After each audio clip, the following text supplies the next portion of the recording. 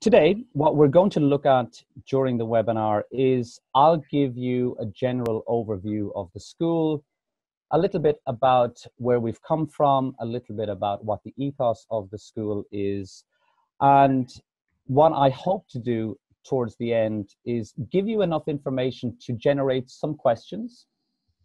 I will then pass over to our guests who will they will introduce themselves, but they will also then take any questions from the audience about questions that they have experienced with their own children when they were applying to the school. What I would ask is, for those of you who are currently online, if you have any questions, you can use the Q&A section, which is, if you can see my screen, is towards the top of your own screen. We'll use the Q&A rather than the chat function. Any questions that you have, you can type in your question while you think of it, but I'll address all of the questions after my own introduction and after the brief introduction from our guest parents. We will have everybody muted except for myself, so the only voice you'll hear until our parents speak is my own. Any questions that you have, please type them in. We'll address everyone as they come in. Some of the questions will be on similar topics, so we'll try to address similar topic questions together. And also I'll address the questions to the relevant families. We'll be about 1 hour in total, so I hope you can stay with us for the hour. And I think with that, let's get started. So I think the easiest way to begin a webinar about the school is to give you a little bit of a visual, which is some information about the school from our patrons and a little bit of a video to give you some of the background on what Hult stands for and a little bit about what the vision of the school is all about. My father, Bertel Hult, he started EF 50 years ago. His base idea was that there was a better way to learn than just through books. We believe that experiential learning is just a better way to learn. Over the years, Bertel noticed that the world was getting more and more interconnected, and he thought that traditional business schools weren't necessarily keeping up. It was too theoretical. People weren't learning through doing, and we saw an opportunity to create a different kind of business school, which was more practical, more focused on what real companies need. We wanted to create a business school which changed the way people are educated, so that the students learn by doing. That's why we started Hult. Because success in business today is as much about understanding globalization and cultures as it is about understanding finance and marketing. But business school in general weren't helping their students keep up with how quickly things were changing. We believed the world needed a practical school to educate not just leaders of business, but leaders of the world. And that's why Hult International Business School was born. Since 2003, when Hult welcomed in its first class here in Cambridge, Hult has been a different kind of business school. Hult's an independent, not-for-profit, and we emphasize innovation, entrepreneurial thinking, and practical learning. Our goal is that students apply real lessons from real companies. Today, Hult has 6 campuses around the world. But it's not the campuses that make Hult global. It's the students. They come from over 150 nationalities, and they speak more than 100 languages. They bring their diverse perspective together to solve the most pressing issues facing business today. And in the process, they learn to think differently about the possibilities of the future. I graduate tomorrow, and I know that I have developed the skill set that I need to be able to negotiate. Studying business at Hult is very practical and hands-on because you get to work on real-life consulting projects. So what really surprised me when I came to Hult is how close you are to the professors and how much they care about their students' learning. What stood out for me the most about Hult was the diverse student body and faculty. It's kind of having like friends all over the world. All my life changed, all of it. Our family believes in the power of transformative education, and we're really proud to support the Hult International Business School.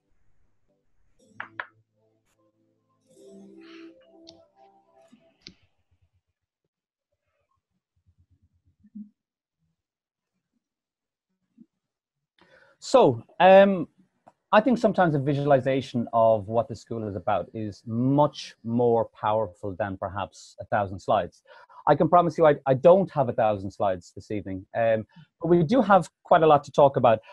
What I want to do for those of you who have joined in the last couple of minutes is just to remind everybody, this webinar is being recorded. So everything that I say and any questions that we have towards the end of the webinar will be recorded. The slides and the recording will be shared with you by link after the webinar. I think tomorrow morning. I'm not sure when exactly the recordings will be shared, but I think it's tomorrow morning.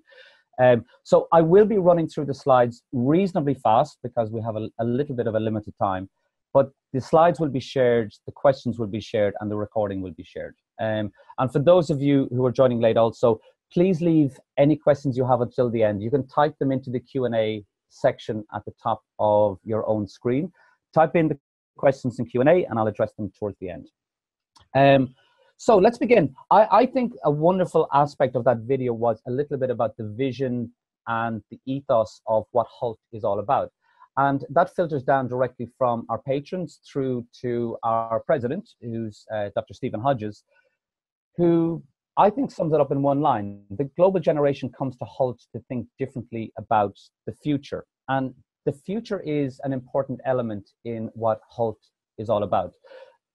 For me, very simply, to define what the school is about, what the ethos of the school and how it's defined, there are three simple lines.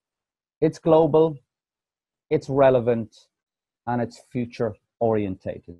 Now, these are very, very simple ideas, but this is something that has come to us from a lot of research over a large number of years, directly from our own students, but directly also from employers.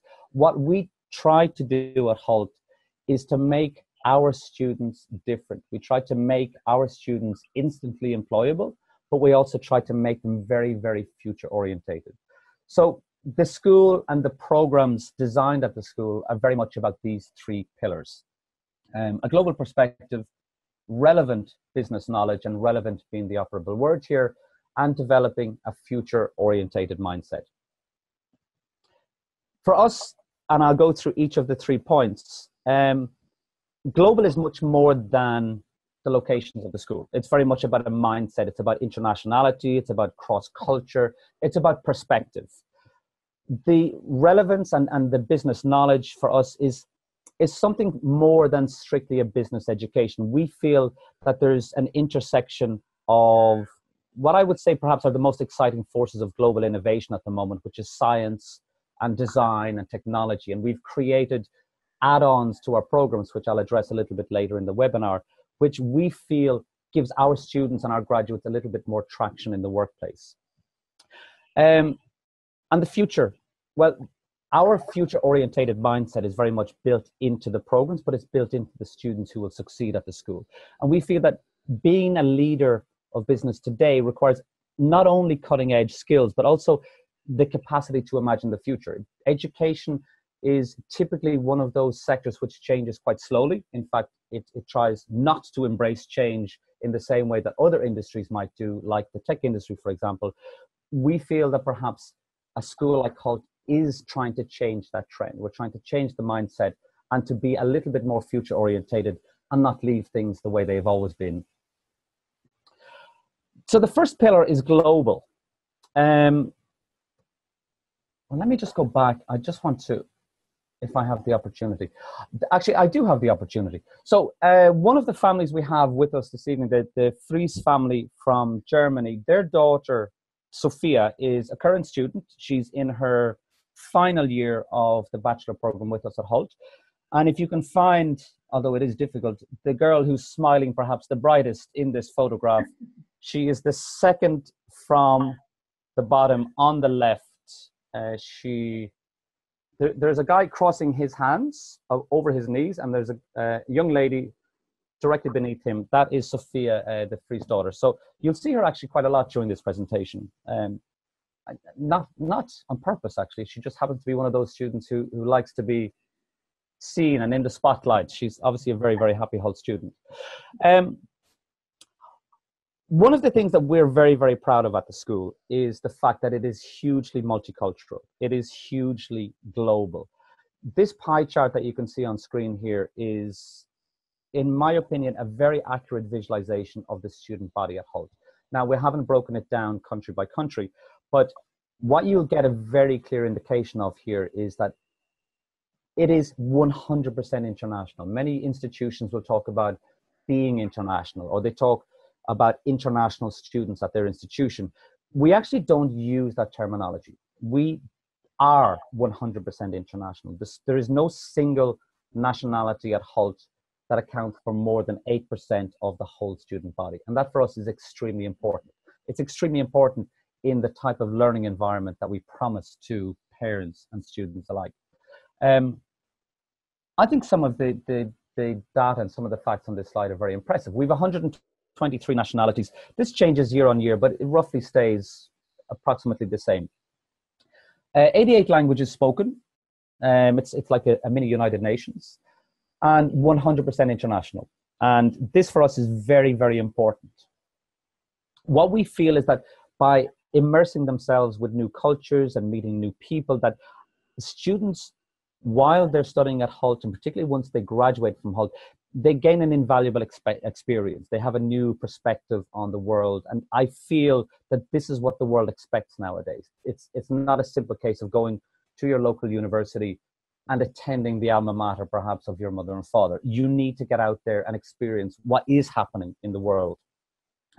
We also feel that it's an opportunity or a springboard for an international career and to prepare you for what, I suppose, the changes the world is about to bring. Another aspect of the global pillar is what we call global rotation. So we've looked a little bit about what you will learn. For us at Hult, a huge opportunity is where you will learn as a student at the school. We provide a phenomenal opportunity. There are 6 campuses that the Hult students on the undergraduate program can avail of. And in fact, we encourage students to avail of this opportunity. It is very different as an institution in that you don't attend a single campus for the duration of your studies. You have that opportunity. Students can choose one of our 3 home campuses, which is London, Boston, or San Francisco, and remain there for the duration of the program. However, to get the most value from the Hult experience, we encourage our students to at least spend a semester, if not a full academic year, at some of the other campuses. So most of our students do take that option. They can spend the academic year in London, Boston, or San Francisco.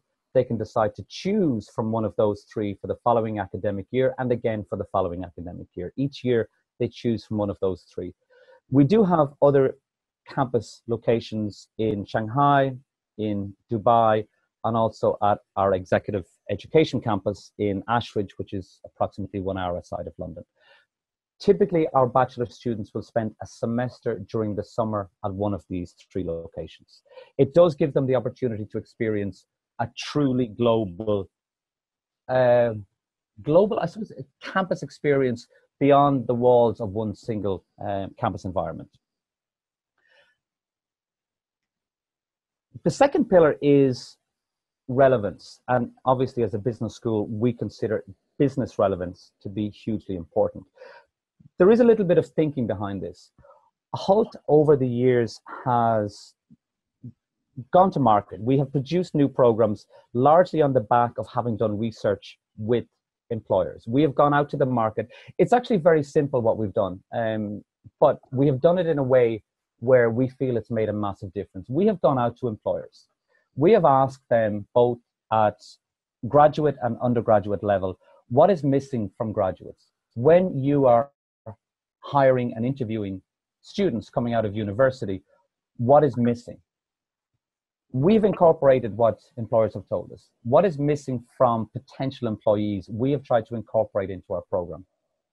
I would say it's not mind-boggling. What they have told us is quite simple. And I think most people on this call probably are employers themselves and perhaps have seen what is missing from graduates, young 19 to 25-year-olds coming out of university. It was quite simple, but I suppose the difference is that we've incorporated, we've listened, we have built that feedback into our curriculum, at both graduate and undergraduate level. Generally speaking, what we were told was there is an expectation of graduates to have a certain level of theory. There's a certain level of academic knowledge that they will gain during their time at university. What's missing is soft skills. We built this into the program. We have built in what employers have told us is missing, and what we will see obviously over the next number of years is that the feedback on the traction that our students have, the employability that our students and our graduates have when they get into the working world is what makes us very, very different. There are a number of ways for our students to make even their experience slightly different. So within the program, there is the foundation of their degree. They have the business core, but they also have a number of electives where they can actually make the degree something of their own. They can customize their education to a certain extent. What we feel is most important, however, is the practical application of learning. This is not a school where students sit at the back of the class and hide behind their textbook and dig into theory for 9 months of the year. It is a school where we'll take students out of their comfort zone. It is a school where we will ask you to participate. It is a school where the professors will know your first name and vice versa. But it's a school where we do want students not only to learn, but we want students to learn how to do. We want students to apply theory. And I feel that's one of the things, when you look at this slide about the makeup of the curriculum, it's what makes it very different. It is practical application of learning. This is my 21st year working in the education sector in many institutions in many countries. And my time at Hult, one of the things that makes me most proud is our faculty. I'm a parent myself. I have 3 daughters, a little bit too young at the moment to be considered Hult bachelor students, but I'd be very, very proud for any of them to consider it.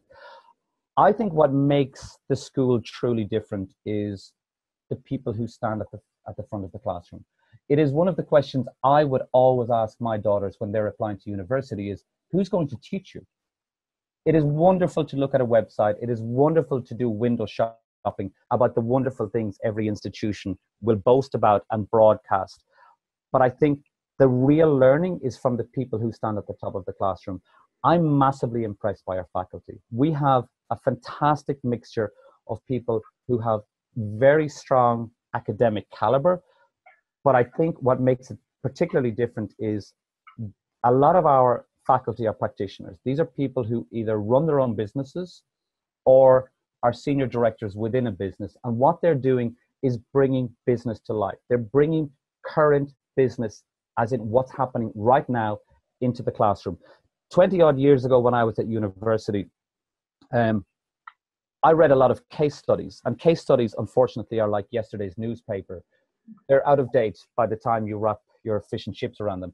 It's really current. It needs to be live. And I feel this is something, I'm not a member of faculty myself, but I've attended several classes of some of the people who are on this slide. I am massively inspired by them. And I think any 18 to 22-year-old who sits in a classroom with some of these people will be massively impressed. In fact, I would highly encourage any of you on the call who have the opportunity to visit the campus, and when you do visit the campus, you have an opportunity to sit into a class. I would encourage you to do so and experience it directly for yourself.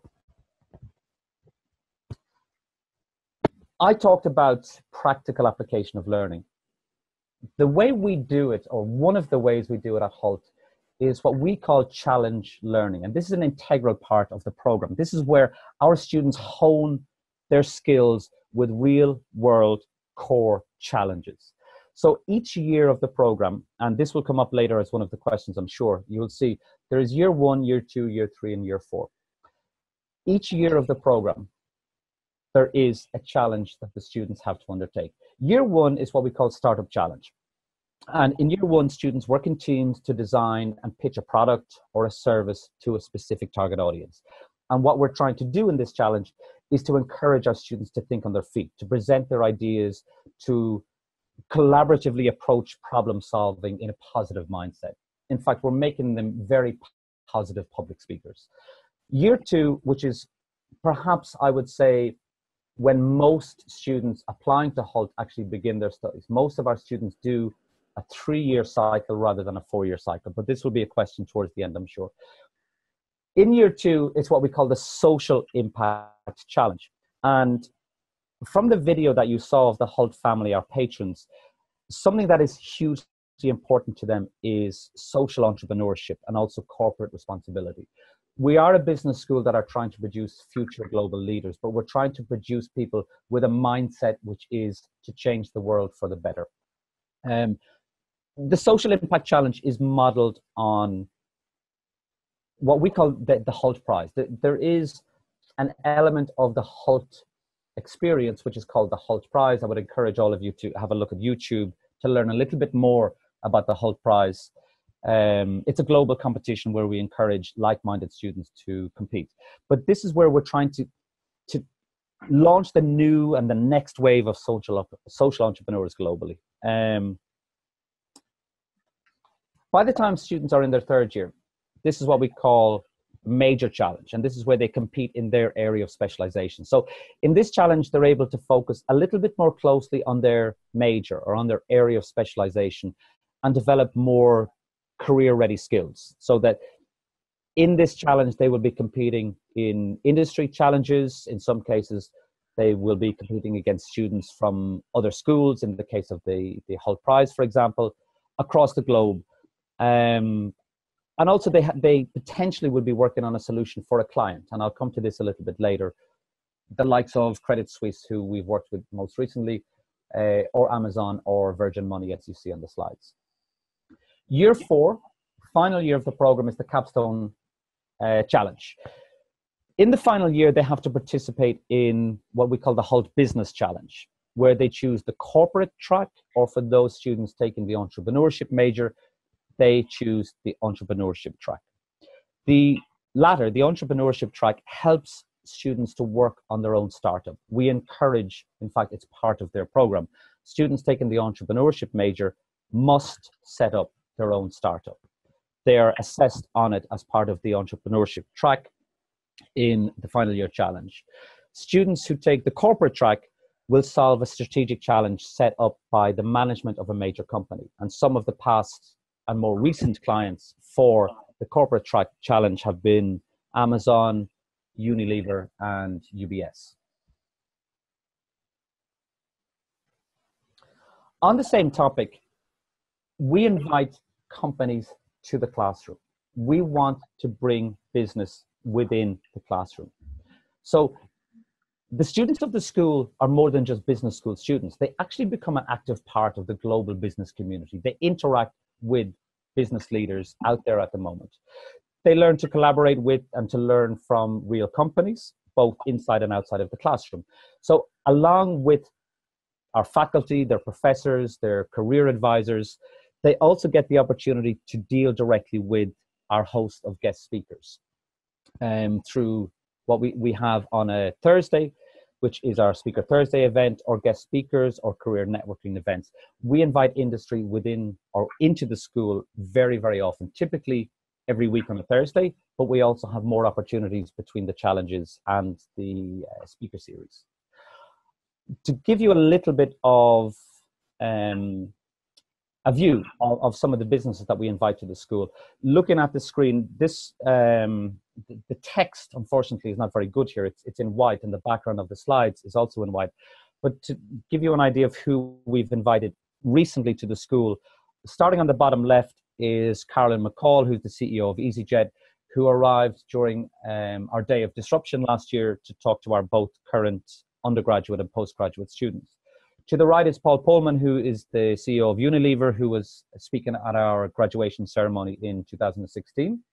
And some of the other speakers that you see on the screen in front of you, these are speakers who come to what we call Speaker Thursday events. So Speaker Thursday is where we invite global or industry leaders to come and speak to our students about their own particular companies, their own particular industries, and to engage, to actually talk to our students and learn from them also. Future-oriented, which is another one of our pillars. So we're talking about business relevance. We were talking about global. The third and final of our pillars is future-oriented. This is something that we feel is very, very important and something that distinguishes the school from other institutions. Our students doing the bachelor program have an opportunity to do more than simply their Bachelor of Business Administration program. We have added on to the bachelor program 2 graduate diplomas. I think for those of you who are parents within the UK, you're perhaps familiar with what a graduate diploma is. For perhaps parents outside of the UK, it's a new entity. Graduate diplomas typically are a qualification between a bachelor degree and a master's. I've done 2 of them myself. It's an opportunity not to develop expertise in a particular area, but it's an opportunity to get your toe in the water, to get an experience of an area that perhaps isn't the focus for your bachelor degree. Again, we have decided to make this available to our bachelor degree students on the back of feedback, on the back of research from employers. We feel that there are 2 which are of most relevance at the moment. One of them is the graduate diploma in computer science. The other one is the graduate diploma in design. The graduate diplomas themselves require 28 credits. And what we do is we give students the opportunity to earn 12 of the 28 credits during their bachelor degree. They take this during electives in their bachelor, and they finish the program then with the remaining 16 credits over the summer terms. Both, and you'll see from the content on this slide and the slide about to follow, we feel these give skills to students that perhaps as managers of a large workforce, as a large team, not only a manager of a particular function, it gives them an extra element, an extra dimension to skills as managers. Or potentially for a lot of our students who have their own startups, they're an expert perhaps in one area of the startup, but they don't know everything about every aspect of the business. We feel this is something that perhaps is missing out there. And as I said, it adds a little to their basic bachelor degree. Another element for what I would say is for ambitious students who are quite sure that they want to jumpstart their career with a master's degree is that they can do a combined bachelor plus master's degree. What this means is that the students can begin completing their master degree credits during the final year of their bachelor degree, meaning that they will get a master's degree from Hult in 6 to 12 months. So students can take up to 12 credits of a graduate level program during their undergraduate degree, which can then be transferred or applied towards their Hult master's degree. This, I would say, is quite ambitious. It's an extra workload. It's for students who really want to do this. But for you as parents, it does potentially save both time and money.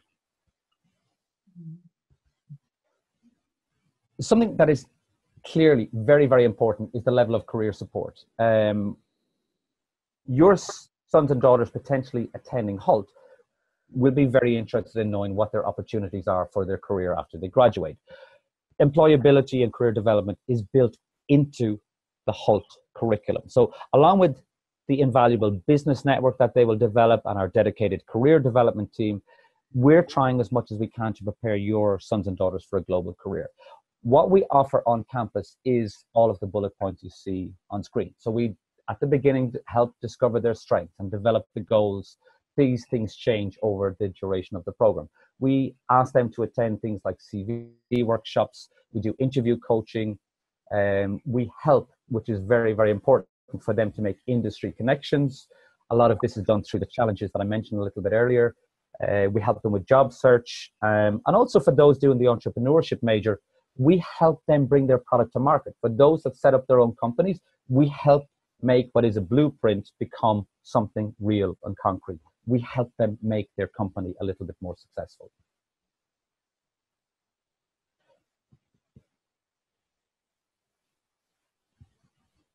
I'm going to take a step back. This did the same a little bit earlier with me today. It does a double jump for this slide. I'm particularly proud of this slide, actually. I think it's something that does distinguish the school. This is career outcomes. Our students do particularly well. Within 6 months of graduation, practically all of the Hult students, and this is going back to our class of 2016, were employed or were doing an advanced degree. So there was overall a 96% placement rate. Many of our students go global. They continue to do what they have learned to do at Hult, which is to go global, to go beyond the realms of their comfort zone. 65% of our graduates were working in a different country from their country of origin 6 months after graduation. 9% went back to work within the family business. But what we're particularly proud of is the 5% of students 6 months after graduation had already started their own business.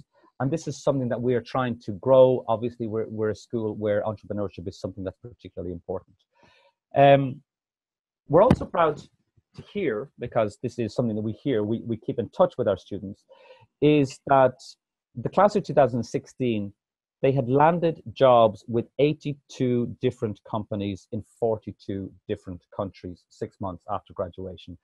I think this is something phenomenal. I think it's something that makes the school, it makes us very, very proud, but it also makes us feel that it's something that is a little bit unusual. Our students tend to spread their wings and to get jobs beyond the country where their campus, where they graduated, the final campus. Okay, we're coming towards the end. What I want to look at a little here is a home away from home. What I've been looking at a lot is, I suppose, from an academic or perhaps a Hult employee's point of view on the school. Something that's very, very important for me personally, it's something I remember very, very dearly from my time at university, is your university experience is not just what happens within the classroom. A lot of it is the friends you make, the network you develop, the activities you do, perhaps continuing the activities you've done from your time at high school, but also the opportunity to do something new. We encourage students to mix. We encourage students to meet like-minded students from other parts of the world and to make friends for life. Part of this is through the clubs and societies that we make available at the school.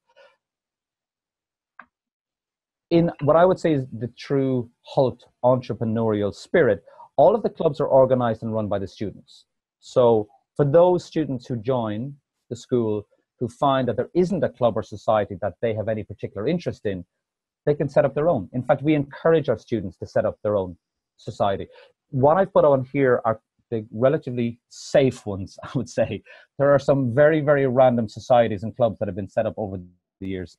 I don't know if the Jewellery Society is here, but there was one set up called the Jewellery Society. But we encourage entrepreneurship. Set it up. We will give you the funding. We will help you in terms of what you need to do, but set it up. We're looking for entrepreneurs to do their own thing. An opportunity, obviously, for students to mix and to get to know students from other parts of the world. Housing. So I think this is something that will come up quite often, and my part of the presentation is almost over. Housing is extremely important. So of the 3 home campuses which Hult makes available to your students, which are Boston, San Francisco, and London, we provide the opportunity for housing at all 3. What I need to make very, very clear, however, is the only campus where we have Hult owned and Hult managed housing facility is in San Francisco. In London and also in Boston, we offer the facility. We will give you advice on how to go about booking accommodation, but it's not Hult owned and it's not Hult managed. In London, if you have a look at the slide, the bottom left-hand picture is the Bachelor campus in London. The tallest building in the background, the orange and silver looking building, the tallest building you can see. This is it's been called several things over the years, but this is the accommodation facility on campus. It is literally take an elevator from your room to the reception of the accommodation facility. You walk out, you're still within the confines of the campus. You literally walk to the classroom in your pajamas and your slippers if you feel the need. I wouldn't encourage it. They probably won't get past security, but it is within the walls of the school. You'll see some of the rooms and pictures of the rooms, the interior of the rooms in some of the other photos. Boston, again, is not one of the campuses where we own the accommodation yet. We are building the most phenomenal housing facility on campus in Boston, which will be available and open for the academic year 2019 onwards. It is phenomenal. But we have the facility for students to stay. It is called Avalon. It is about a 5-minute walk from the campus in Boston. It is wonderful. It is, I think, amongst the best student accommodation in Boston, but it isn't student owned again, and this will come up later in questions. We will give you the information about how to go about booking, but it is not Hult owned. The only Hult owned and managed facility is the yellow looking building in San Francisco. This is ours. We do manage it, we do own it, and we do take booking through the school. All of our campuses are located actually very centrally, including San Francisco. All of the accommodation is located within a few minutes walk of the campus, with the exception of San Francisco. San Francisco is located about a 30-minute ride by coach from the campus. We provide a facility to be brought to the campus in the morning and from the campus in the evening. But it is the only one that currently is owned and managed by Hult.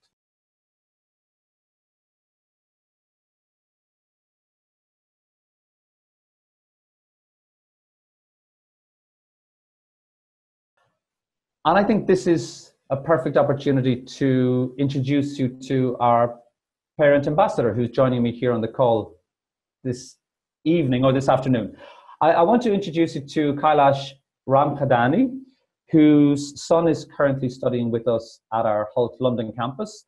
Kailash, can you share some of your experiences and give a little bit of your own story? Yeah, good day to everyone. I'm here in Manila, Philippines. It's about 9:40 p.m. here. And I am Kailash Ramchandani. I was born in the Philippines.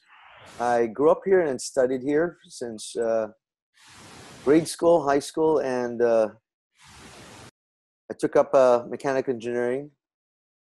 And ever since then, I've been working. Well, I got a son, and after going through international schooling here, I sent him off to Hult in the London campus, and started last September only, and he's now going to his second term. And he's also now enrolled also for the summer classes that show up after that. So it was quite a challenge to go through something like this. He's my only kid, and so I went through quite a bit through the process of sending him there because he has a Filipino passport like I am. We are Indians, but we have Filipino passports. So later on, there'll be a question and answer portion. If some of your questions you have, especially towards, if you're interested towards Hult London campus, I hope I can answer them. Okay, thanks, Kailash. Let's open it to questions now. And let me just see if I can get them to come down to me.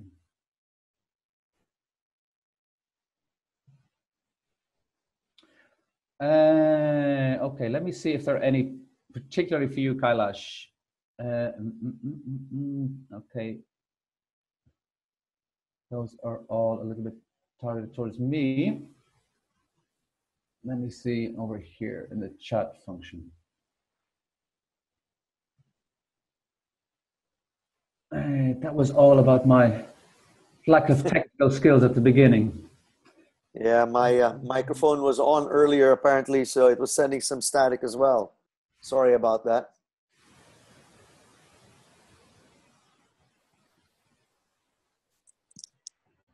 We can hear you. Okay, this is all still okay. Okay. While I have Kailash with me, a lot of the questions tend to be towards me. Are there any questions directly for Kailash? So as a parent of a current student, are there any questions that you particularly like to ask Kailash as parents yourselves?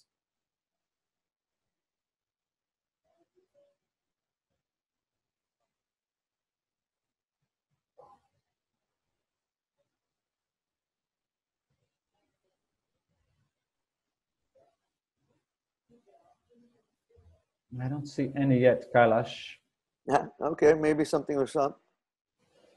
Okay. Okay, someone asked about the costs. Costs, yes. Yes.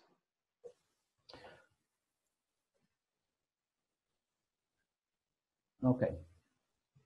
What I can do is I can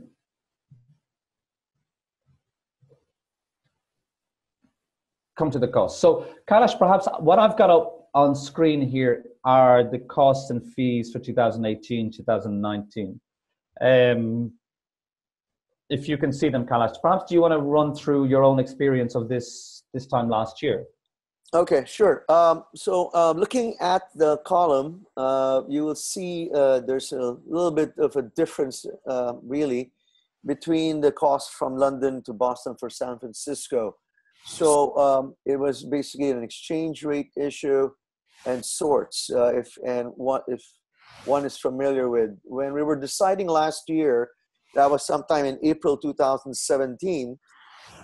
Which I'm trying to also give you an idea. You want to start early to get into this process and decide. Then we were bouncing between San Francisco and London. And it was something to the sort that we decided on London because for a number of reasons that my son was going after. The fees here, as you can see, are pretty much the same as I can believe so as last year.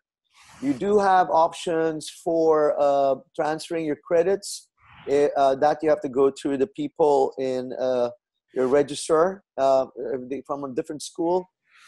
They finish IB or some sort of international credit system they recognize.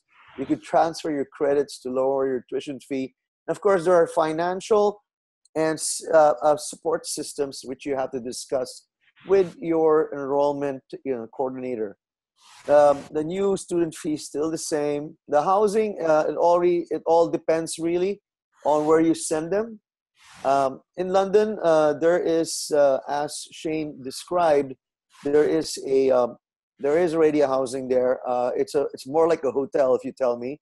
I've been there personally, and they renovated it last year when I was there last September, and also it's right there in the campus, so he or she, the daughter or son, can just simply wake up and literally just jump into the elevator and go to class. It's right next door. So that would be a good start for them to get to know and to kind of like let them into the whole, change in lifestyle, culture, and schooling that they never experienced before. And maybe the year after they can move on, and a lot of them, they find other places just across the street or around the same vicinity as East London, and sometimes they even share apartments. But now when it goes down to food, this is personal expenses, food. Insurance is there. That is required. You have to pay that every year. When it comes to food, I would say, setting your son or daughter up initially is a different cost. Like, because when you get there, he has to buy all the things he need, for his room, the toiletries, the linen, the blankets, the pillows, and etc. But then all the things he may need, those are setup costs. They can go, depending on the choices. When it comes to food, in London, it's in the center of food haven. I mean, there are all kinds of restaurants nearby, high-end, low-end, and also some of them actually give you student discounts when you show your IDs. So that'll be good. Approximation, you could spend on food if your son or daughter buys groceries and cooks. That'll save a lot. There is all that facility for cooking, whether in the room you have or shared kitchens. So I would put it about 500, pounds, and that would be the thing that I would go for. Someone asked me, is your son only attending London, or will he be going to USA? Yeah, he will. We're thinking about that because like it is, this is his second term, only in his first year. So he wants to really experience, and I also want him to do that, to experience London and Hult there first. But yep, we're thinking about going other places, or maybe taking up his master's even, and which he plans to, hopefully, at maybe in Boston. The location of the London campus is right in the middle. It's in East London, so it is a 15-minute walk to central London, to the Tower Bridge, and it's surreal. I've never been to Europe. I've never been to London. That was my first time last year, and it was very done. Well done, how the school takes care. Also, there was a question earlier about security. And if there's emergencies, there is an emergency number which they give you for the school and for the housing there. They call Chapter Altgate, and you can call them. They're 24 hours available, so that's going to be good. Someone asked why we decided on Hult. My son wanted so much to get into finance and banking, and I believe I'm right. It all started there originally. There are some more questions now coming in. The class sizes maximum I've seen, they're in the 40s. So once they reach that, they do give an option of they may open a second classroom from the same subject, or have opportunity to take up the next class is available next term. The other organizations that can assist in scholarship and funding, normally a lot of countries have that. I don't know which country you're part of, but a lot of countries have that system. But that's the best site you should start for.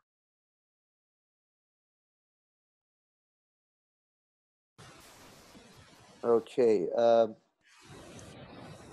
When it comes to fees, you can pay Hult in one-time payment, or there's a 2 installment, and there's also a 7 part installment.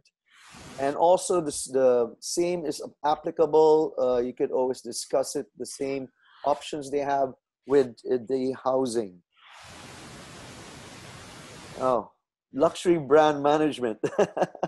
Oh, that's a lovely subject because today, 1 p.m., a master degree holder is giving a talk in the class of marketing. And that will be good, just to prove the point. They do have very good professors, or they invite, good resource speakers. And that particular person is actually from the Philippines. And by now, they should be doing the talk in the class. So normal schedules, normally in freshmen, they give normal schedules wherein it's just like something from 9 to 6 maximum. But depending on how they choose it, they may have 1 day off or half day off. So it's not very hectic.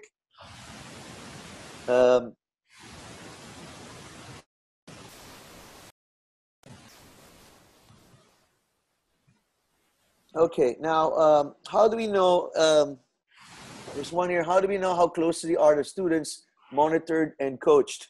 Well, that's a good question because I'm kind of like a hands-on parent when it comes to my son. So I try to keep tabs on him.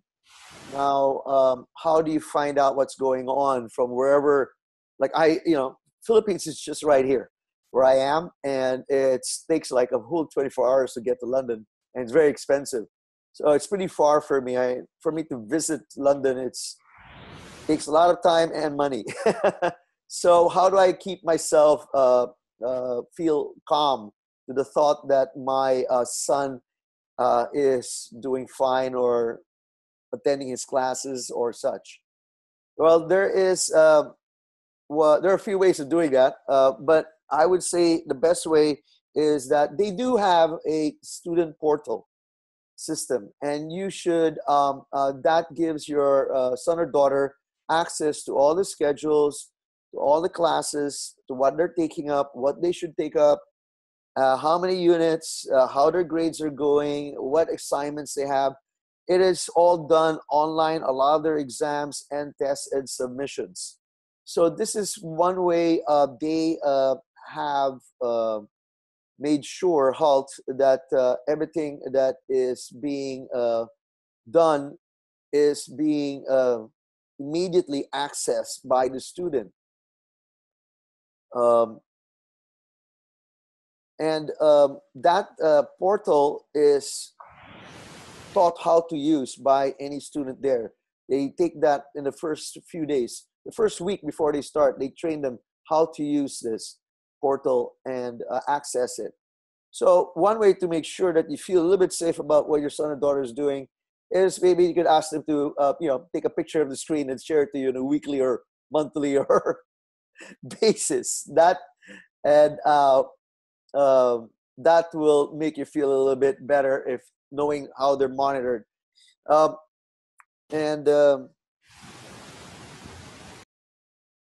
not familiar with the virtual reality. Shane should take that up, but they have a lot of classes, but there are clubs for trips and excursions outside London, or sometimes they do group up and come up with their own. I think my son is planning to go to Paris in the next month with his bunch of friends. But there are also groups and clubs that do that. What changes that happened to my son? He was only there for 3 months, and he came over back to Manila for Philippines for Christmas, and totally changed the way he speaks, the words he uses, the way you notice how he takes care and cleans up his own room. Has more of all that. Like I said, one major factor why I chose Hult was it is the international side. It's a global school. It's not only the people who are there, sharing their knowledge, the professors, the speakers, but also surrounded by that kind of students, wherein they'll make great friends in the rest of the world.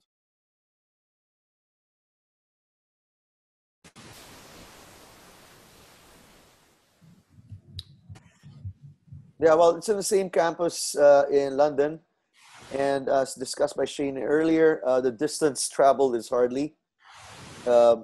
So they don't. It's all in the same campus in London. I'm not so sure how it's the actual demographics in San Francisco, but the last time I checked, there's also all in the same building. They don't run from one building to the next. Hi, okay, you're up, Shane. Maybe you could take turns now. I think we can. I think one very, very important question that's come up, and thank you, Kailash, for all of these so far. One important one that maybe we haven't addressed so far is the final question in the Q&A here, which is from Cherry Ricano. When is the best time to arrive in San Francisco for September incoming freshmen? Maybe I think, Kailash, if you could talk about the visa process. And many of our parents will have students who require visas to attend the various campuses. Maybe to run through that process a little, please. Yes, please. That's a good idea. Now, it all depends on different countries. That's what I found out. Now, when it comes to Philippines, and a lot of the countries which are not part of the European Union, it seems to be take a little bit more steps. So if I don't know how it is for San Francisco, because you have to go through the U.S. educational visa system. When it comes to London, you do have to do it quite early, because one is a prerequisite of the other. You will be assigned a visa coordinator from London, for example. They're a big team there, and they will actually they will give you a list by email and what to do first and next. And the visa process normally starts with an English test, which they call the IELTS, which you have to book in advance. And maybe you want to start doing it early, because the later you get, the booking becomes a longer wait. So, since I started as early as decided in March and April, started doing all this, I was able to book that. And there's also a TB test. And of course, you have to wait. Normally, if you're taking an IS schedule of schooling, your son or daughter will get their final grades by June or early July. So that is part of the requirements. So all these requirements will do clock in. So when do you arrive? I was starting all this, and one of the last things I actually was able to get was I was able to get the English results. I was able to get the TB results. What took a while was actually the exam, the final grades or transcript from the school here, and normally came out by 1st of July. And if you're doing IB, it might even come later after the IB exams. So that takes a while. Then after that, it has to go to the process of getting a CAS number, which the visa team will be able to give you.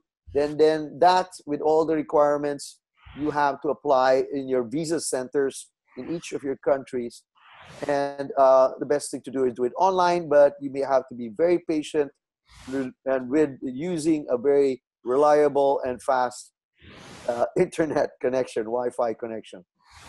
It's a number of pages, but if you do it and take the patience to do so, you will be able to put it in. And once you set up, you can go there the next day or two for appointment, give all your documents. But they may take a while to give you your visa. The fastest, apparently, they do give it is what you call this 15 days working days. So they might take 3 weeks from the day. And that's what happened. So we finally gave everything by sometime first week of July, and it took almost 3 weeks before we finally got the visa. Then after that, it's the whole process of buying a ticket and going there at least a week before enrollment, or a week before. A week before enrollment is like a fresher. They give you 1 week to give you all their orientation. It's an orientation week before actual classes start. So if September 11 is when classes start, like the last time, September 2 onwards, you can move into your dormitory or housing. Then a few days later, it's the freshman orientation week. So yeah, you want to be there like the last week of August, if you ask me. That's about it. Okay, Kailash. I don't know if I'm unmuted, Cameron. We can hear you. You can hear me, okay. So, Kailash, thank you very much for those parents-focused. Yes, I just want to ask one last question that came up from one who asked that the London campus, it is mandatory to take the UKVI IELTS. So you have to go online. There's a link that your visa coordinator will give you, and you want to do that as early as possible. Correct. Yes. I'll try to run through as many of the questions as I can, as quickly as I can. But what we are going to do is, this webinar is being recorded. We'll address all of the questions that we can, any that I don't get to answer in the next couple of minutes. So if you can see on screen the Q&A, I'll start from the bottom. Do we need to reserve the Hult residence in San Francisco in advance? Yes, you do. Yes. Same in London.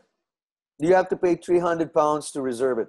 You can do it as early as you can, and the first major payment is normally a week or so before you move in, or a few weeks before you move in. I would recommend booking as early as possible for any of the campus options. How does help students find accommodation in Boston? We have a certain number of rooms reserved for in Avalon, which was on the slide in Boston. We don't have enough capacity at Avalon for every one of the students who we expect will join us in Boston. For the students who reserve early, we have, I think it's about 125 places. So we do expect students to, in some cases, find their own.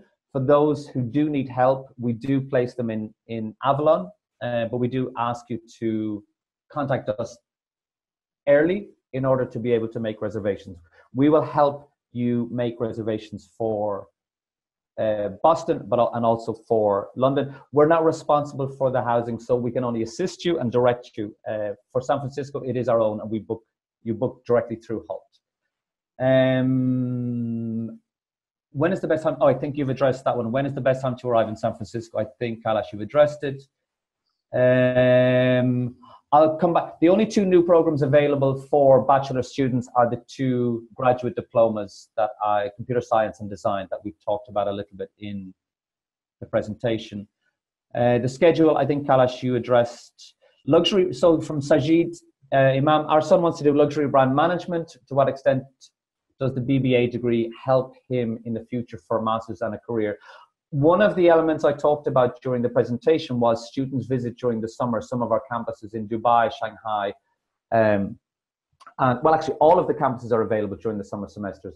The Dubai campus in particular is where they focus on luxury brand management. We do have a number of professors whose area of expertise is luxury brand management, and we do make that available at all campuses. There are electives where students can choose luxury brand management or luxury brand marketing. It isn't a major as a standalone, but there are elements of the program that students can choose as electives. But if it's something in particular, there is a little bit more focus during the summer term in Dubai. From Kim Barter, that was answered by you directly, Kailash, about having other choices. Why did you decide to choose Hult? Where exactly is the location of the London-Boston campus? Is it far from the center? I think it's difficult to talk about the center of London and the Boston. Well, the school is in East London, which is 15 minutes from the center of London. So if you want to call it's very close already. They're very, very centrally located, I think, is the easiest way to describe it. The London campus is 5 minutes, 10 minutes walk maximum if you're walking extremely slowly to the financial district. Yes. Most of the students do BBA as well as MBA. I'm not sure what the question means. The school as a whole is much larger at postgraduate level. We are a large postgraduate school. At bachelor level, the intake is quite small. So we're certainly smaller in terms of the breakdown between bachelor and postgraduate. If the question is, do students also do an MBA after the BBA? I haven't broken it down by program, but typically students who do a bachelor will not go directly to an MBA. They will do a certain number of years of work experience before they would be qualified enough to apply for an MBA. How did you decide on the campus, Kailash? The cost, I think we've addressed. When does one decide to opt for a combined degree? Typically towards the final 2 years of the program, so towards the end of year 3. Does Hult have any internship agreement with any company for summers last year undergraduate students? I'll send that as a separate. That's quite a long answer. Yes is the answer, but that's not sufficient information for you. I'll address that a little bit more after the presentation. Similarly, for the work-study opportunities, what kind of dorm choices are there? I think we've addressed some of it. I addressed it for London, and you also did with. But there are options. I think one of the questions came up. Most accommodation options are sharing. There are opportunities for single residents, but in most campuses, it is shared accommodation. I think the questions before that were to do with the video and the technicalities. Okay, I'll try to come up a little bit further and see if I missed any, because we are running out a little bit.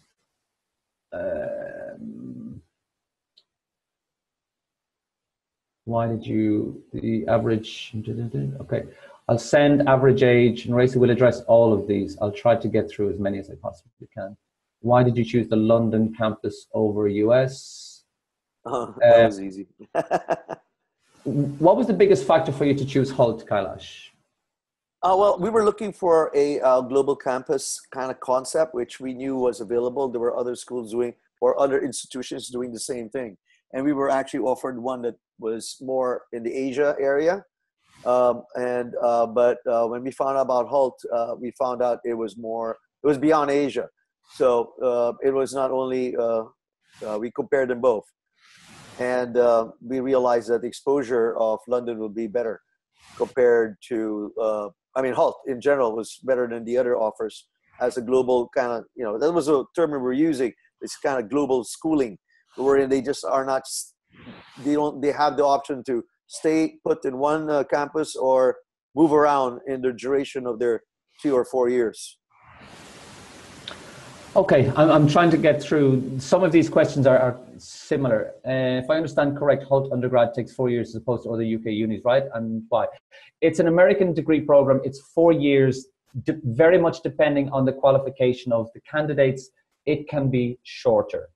Very many of our students do not spend 4 years on the program. It's very much dependent on what they have studied. And by that, I mean the qualification they receive. So students who take, if we have some parents from Europe on the call, the Abitur, the baccalaureate, A-levels, international baccalaureate, typically these students will complete the program in 3 years, similar to other UK universities. The students coming out with an American high school diploma will typically take a 4-year program. It's not set out exactly that way. It's about the number of credits that are completed over the duration of the program. It's not set out exactly as 4 years. It's about credits. Some students will be able to transfer credits from their qualification onto the program, meaning that they will spend less time. But it's more of a US style program in terms of it being 4 years compared to a more UK or European 3-year program. But most students do not spend 4 years on the program. Courses will start in September.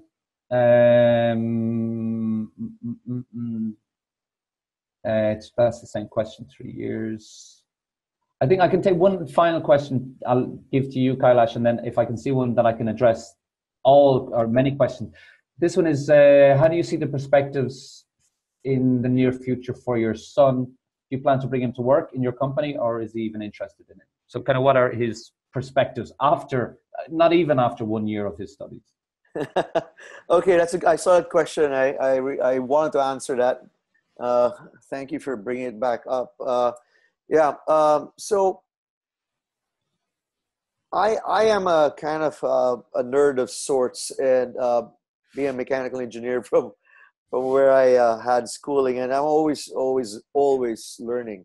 And being in the business I'm at, which is highly technical, I'm always learning something new. So what do I see, even for the future, for business or for myself, will be something that I can't even guess. So what work will my son find in 4 years? Maybe not, will never be even thought of today.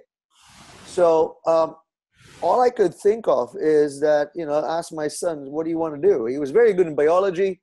He loved biology. He's a third level certified scuba diver.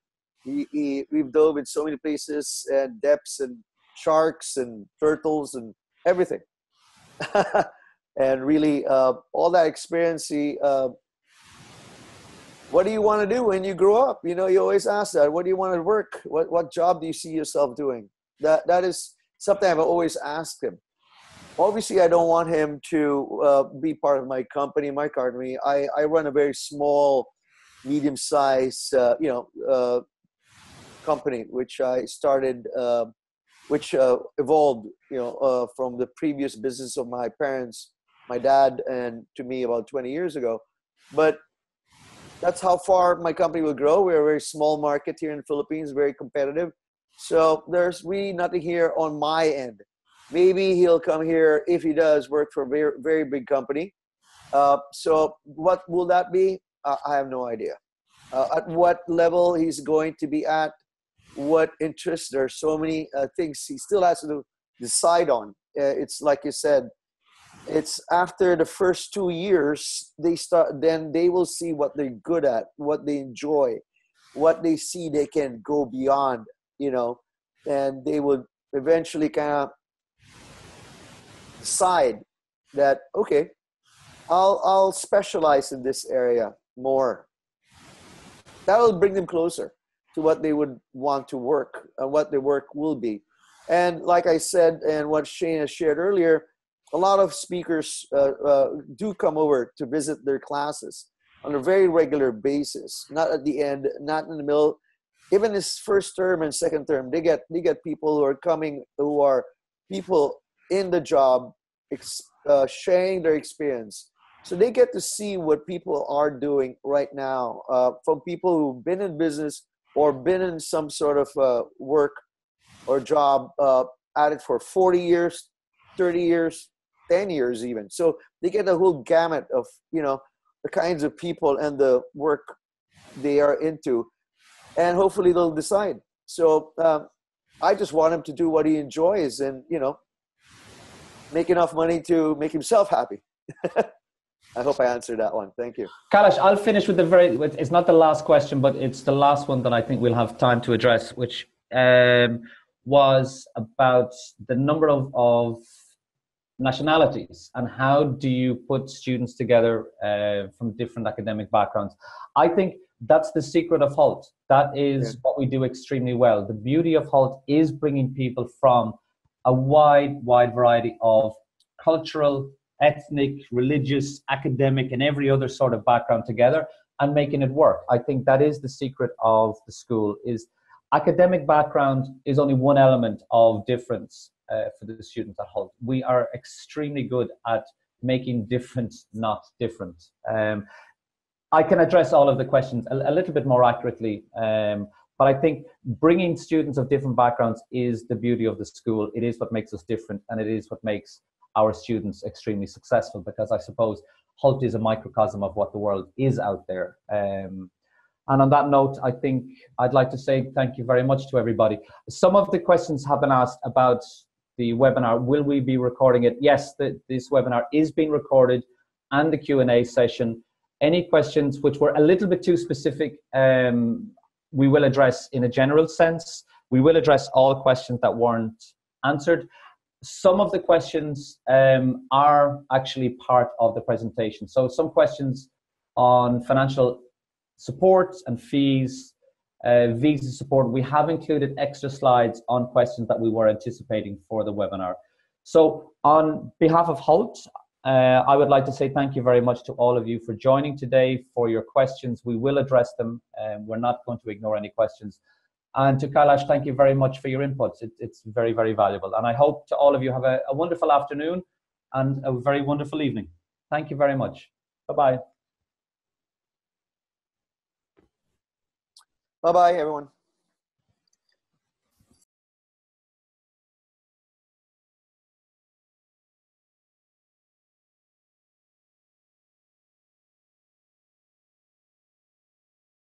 I have three people who are our guests here this evening. We have Anne and Jochen Fries, whose daughter Sophia is in her final year of her bachelor's studies with us in London. And you can see on screen a little bit of their profile. And Annette Spangard, who is from Copenhagen in Denmark, whose daughter is confirmed to begin her studies with us in September. So what I'd like to do is hand over the microphone. I think let's do it in order from the left. So we'll speak with the Fries family. Maybe you can just talk a little bit about yourselves, a little bit about how you made the decision to send your daughter to Hult. And then Annette, perhaps you will do likewise. And then what we will do is open up for questions, and we'll deal with them one by one. Good afternoon or good evening. My name is Jochen Fries. I'm born here in Germany, but I have been in the States, in Boston, worked for 13 years at Harvard Medical School in research, did some training there. So for me, international has a special meaning. It always had, and had basically lifted me beyond basically the levels I could have actually done staying in my country. So that was basically the background of the decision. Why would you send your child to an international school with the potential risk getting it or sending it out of your realm of protection? So that's one. And the second one was that our child particularly made a remarkable change because she has a hearing impairment, and due to the hearing impairment had, of course, lots of troubles in school until this was actually recognized and fixed, and of course worked her way up and through over obstacles which others didn't even know how to write about. Okay. And then basically when she finally decided what to do, she made this remarkable story, basically, that she took it in her own hands. She wanted to do something by herself. And since we are a couple, my wife coming from the US, so we basically have a bilingual education for our children. So of course she wanted to do something with her English heritage. And me coming from Boston, our relatives living over there in the eastern New Hampshire, eastern states. So I think that was something, of course, which facilitated the decision. And then she looked up different places, of course, for the internet, and what she found attractive was the point of Hult. That, as I said, the international idea, the idea of being able to go to different countries and to study this in English.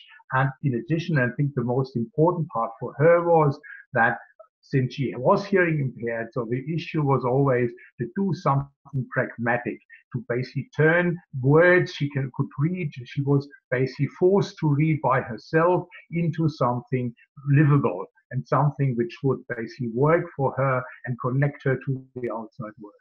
And that she has done, I think, very successfully. And so for us, Hult is a big success in that respect. And I think we do not regret. On the contrary, we actually were very, very glad that fate sort of turned out that way. And we are happy that she will hopefully finish now and looking forward to a bright future for her. Thank you very much. Annette, I think you're muted at the moment. Perhaps you can add a few words. Yes, hello, good evening. I'm Annette. I'm Danish from Copenhagen, but have lived not only in London, but also in Norway for many years and worked around the world. And this was also one of the reasons why we chose an international school for our daughter, who has also a background as an international baccalaureate. And that was sort of a natural route for her to continue studying internationally. Apart from that, we are serial entrepreneurs in our family, and therefore Amalia has it in her blood. So I think she might be one of the 5% maybe who will end up being an entrepreneur as well. So the international aspect and the entrepreneurial approach was something that we liked very much with the school. So yeah, I think that is literally what I would like to say right at the moment. Super. Okay, what I would like to do, and thank you very much, Annette and Anne and Joachim, what I would like to do is have a quick look through some of the questions, and the questions that are directly related perhaps to Hult, and I hope all of you can see my screen, I will deal with directly, and those that are more, let's say, towards the parent side of things, I will direct to both of you. Okay, let me open up. There are more questions in the chat than the Q&A.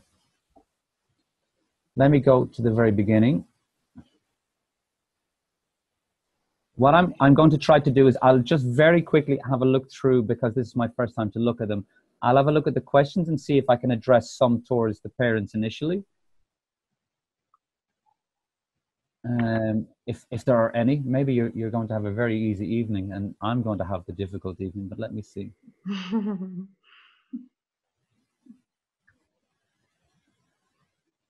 Yes, well, one of the easiest questions so far is from Alejandro Galvez. Yes, I'd mentioned at the beginning, Alejandro, this webinar has been recorded. We'll send a link with the recording and the slides and all of the questions, I think tomorrow, but yes, it will be sent to everybody. Let me see if there's anything that...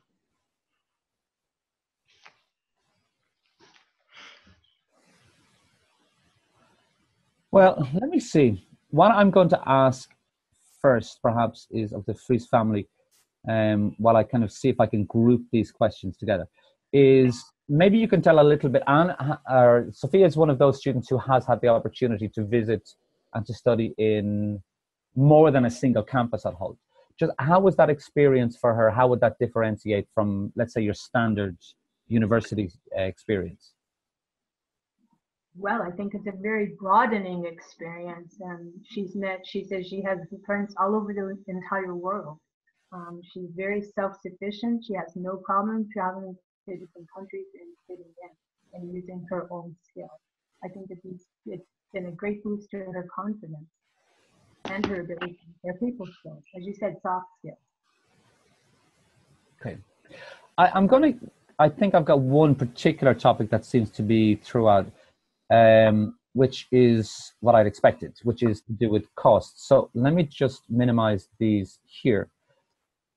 And if technology is on my side, we can jump here to some of the slides we prepared. Again, I'm going to direct the question to Anne and Jochen. In terms of costs, what I put up on the slide here are the current costs in terms of tuition and fees, etc. Maybe you can have a couple of minutes to talk about extra costs. So let's say housing other than housing provided by Hult, and other costs in terms of socializing, food, those kind of things that perhaps you wouldn't normally factor in when you just look at a standard university brochure. Well, I think the extra costs, of course, coming about where you come from. I mean, makes, of course, a difference whether you're in England and you can just step in a train and drive home, so to speak, or whether, for instance, in our case, have to use a plane basically to make it in a reasonable time forward and back.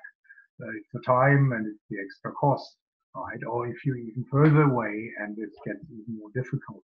I mean, I think that comes with it's the trouble, the necessary trouble you go through if you study abroad, no matter where this is in the world. So that comes with it. The other thing is, of course, that these days the telephone costs are low because you can do that via Facebook or other means. So it's no longer a telephone bill of $100 every couple of weeks because you have to deal directly on the phone line. So that makes, of course, a difference too. Otherwise, I mean, it's the usual living. I mean, if you live, whether you live here or live there, I mean, you go to a movie and you want to go out with your friends once in a while and you want to have a party or do some other activities. I think this is just within the normal realm of anywhere. And since I lived so long in Boston, I mean, and have some knowledge at least what's over there, what you could do, what you could not do.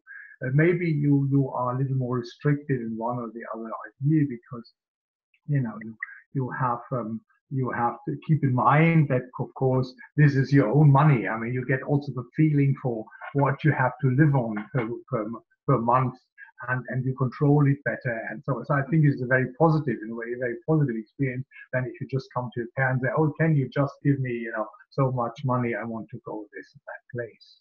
So I think overall, it's a positive experience, and it's not without anything unusual, except, as I said, the trouble of these flights or the connections you have to do, which I think are the major costs. And of course, if you go to the States, like the experience, or you would go to Shanghai, of course, that makes a big difference because the travel, particularly at Christmas, if you want to come home, like we have our son who is basically in the States, that is an expense, okay?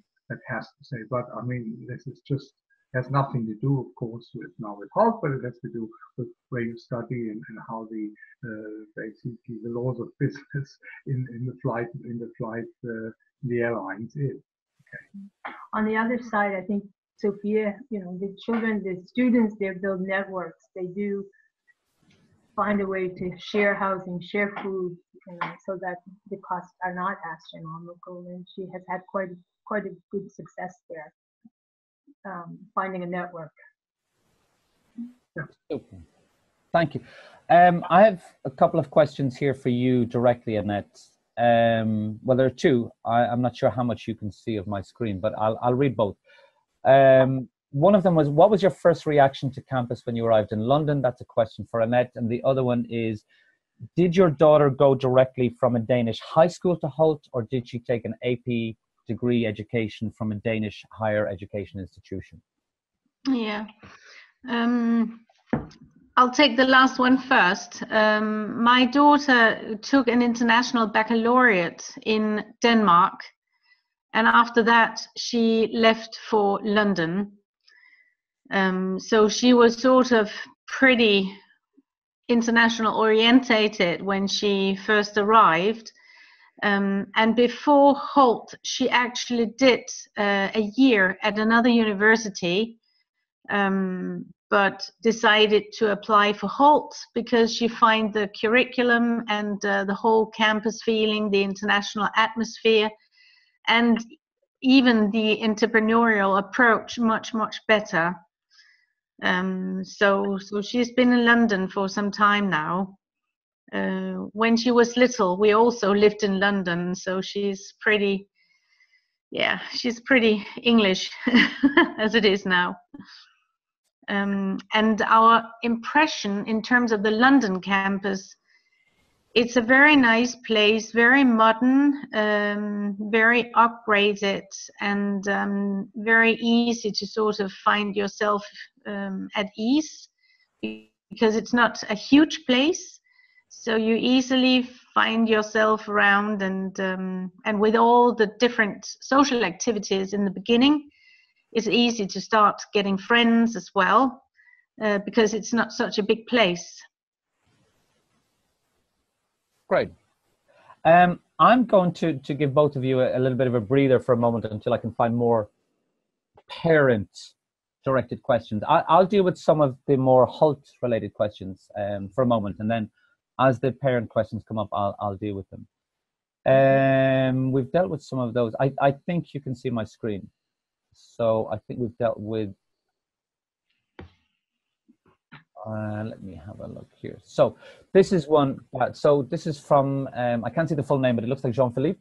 Can you please indicate whether the diploma is recognized both in the US and in Europe? Namely, can you follow your studies in a master's in the UK or a French university, or in UCLA? I'm not sure why in particular UCLA, but do you get the same high quality teachers in London as in San Francisco or Boston?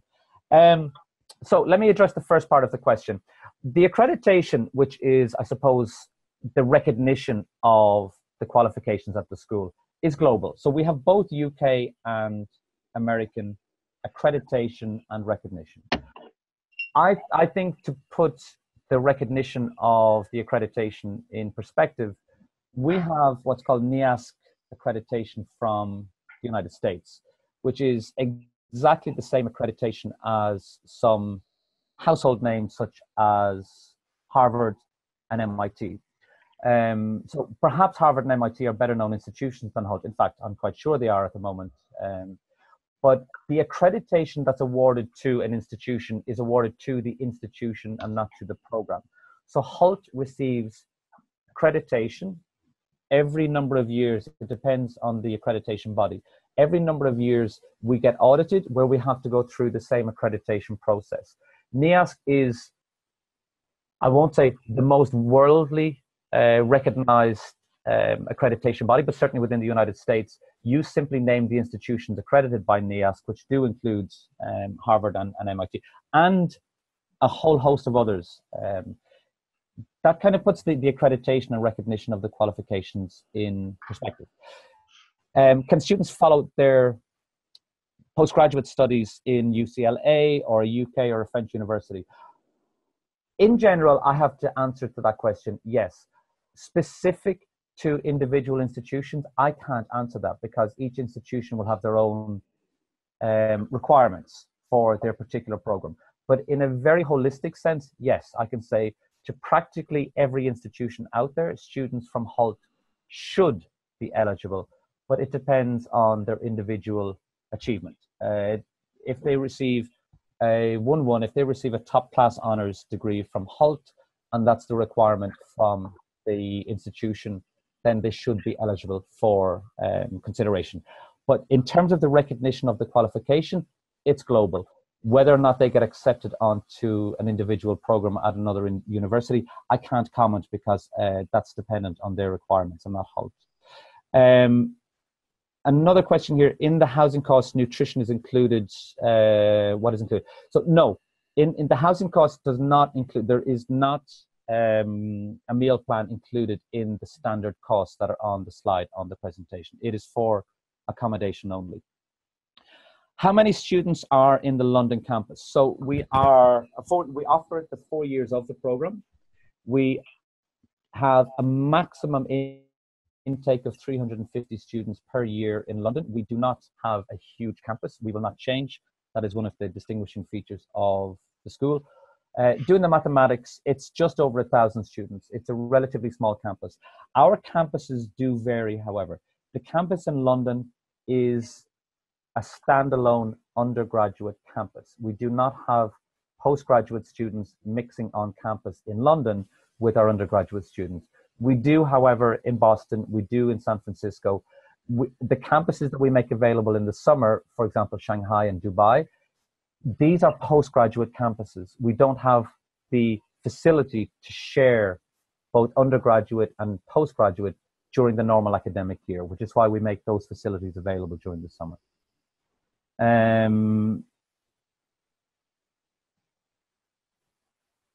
Okay, this is definitely for the Fries. You're back in action, Anne and Joachim. A question that's come in. Who is your main point of contact if you cannot get in touch with your child? What do you do if there is an emergency? Yeah. Well, we have set up a program. There's a program on your cell phone called Friend Finder, and we use that. My daughter knows where I am. I know where she is. That worked very well when there was an incident. When there were several incidents in London, we knew exactly where she was and that she was okay. Otherwise, I do have cell phones of her roommate and her friends. I might ask you the same, another one actually, which is, I can answer this one, but I'd rather not actually. What is the regular day in school? Or perhaps Sophia. Sophia now has classes on Monday, Tuesday, and Wednesday, and joyously none on Thursday and Friday. It's variable. It's variable, but it's not as long as our work hours. I tell you, usually say 9 o'clock in the morning until 3 probably would be safe bet. So in other words, you have some time, I think, to study on your own. Yeah. You can do it on your own pace.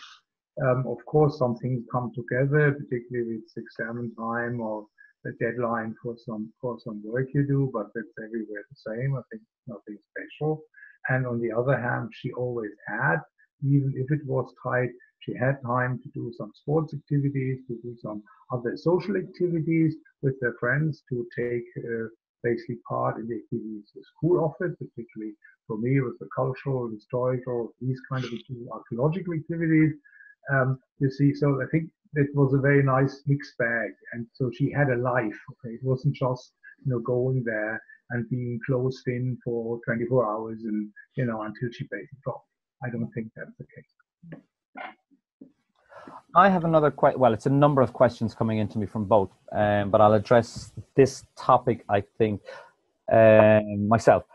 The topic is around the area of internships. What kind of support does the international student receive for internship? So again, we don't use the term international students. We deal with all of our students equally. However, we are confined by the law of the land in the countries that we have our campuses. We do assist our students as much as possible to get internships. We do what I would call internships a little bit differently, however. We have found over the years that I would call it the internship model is a little bit outdated. A lot of institutions will set up arrangements with companies, send a group of students year by year to these partner companies to do work that perhaps isn't meaningful to either the company or to the students themselves. What we try to do with the business challenges I talked about during the presentation is a little bit the antithesis of that. We try to give our students as much exposure to companies without them having necessarily to leave the school. We invite the companies to the school. So one of the challenges that they have to do is that they undertake a body of research on behalf of a company. So the partner company, I have no idea why I continuously use this example, but Coca-Cola. So we're doing Coca-Cola representative visits a group of students undertaking research on behalf of Coca-Cola, which is owned by the company. They have an integral interest in the results of this research, of this work that they're doing as part of their internship. But also our students are assessed on this work, and it is part of their assessment. What we find is a little bit different, and in my opinion, a much better model, is that the students have direct access over typically every 2 to 3 weeks when the representative of the company comes to Hult. They have direct access to somebody who has a say in the company, and they don't have to necessarily go through the interview process. They don't have to send their CV through to some algorithm controlled portal. Our students very often are hired before they graduate, because having done the challenge, having had direct exposure with companies, the representatives of the companies see that Sophia has a wonderful finance mind, that Amelia is a wonderful communicator and a potential intern after graduation in the marketing department. We're trying to break borders at Hult. We're trying to do things a little bit differently.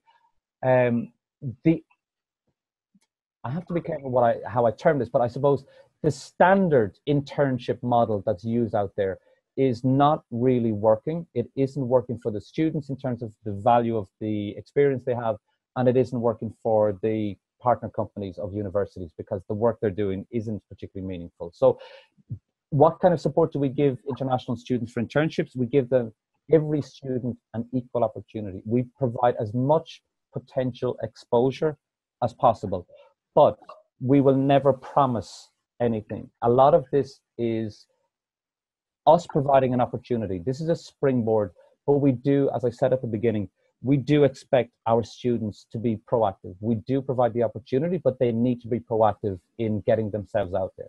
We'll provide the opportunity for exposure. They take that opportunity. Okay, can I add something there? Yes. Okay, I want to just add that I work here in Germany at several universities, also in business. And I think what you said is very key, and I'd like to highlight that you are building a different mindset with your students. I see students that receive these internships and they get comfortable, you know. They say, okay, I'm now here, and they don't realize then, they say, I have a job, and they get comfortable. They don't, I ask them, do you think you're competing with others? No, I'm safe.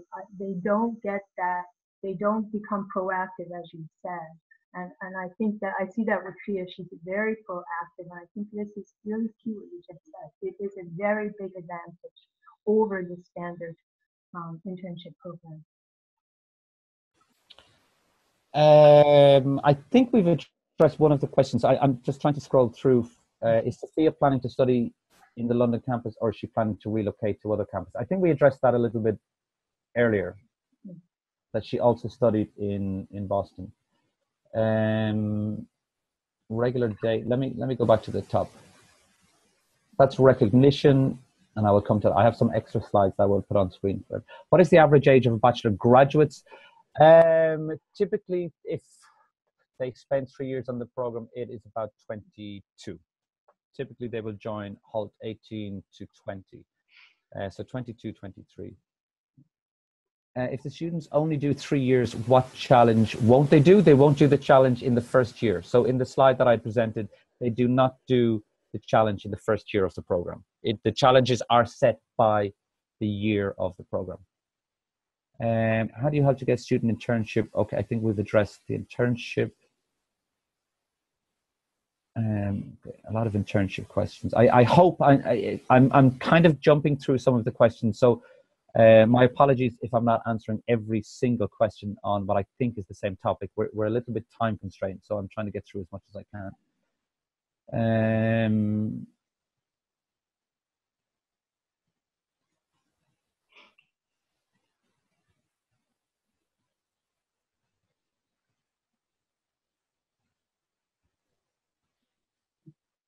chat box is hidden. I'm not sure who that is, but I hope it isn't. I'm looking at the chat box right now. Let me go to the bottom.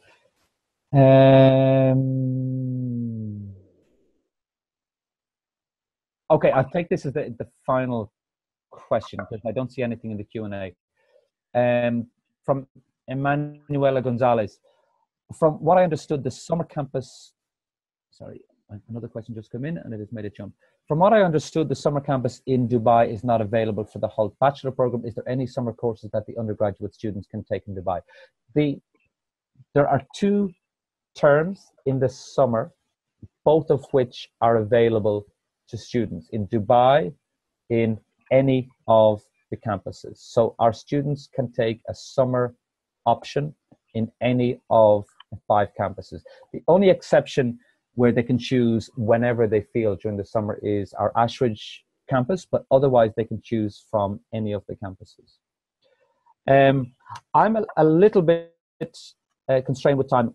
What I'm going to do is I will show that we have added as an addendum to the presentation that I'd gone through, we've added some extra slides about visas, about support on campus, the various departments within the school.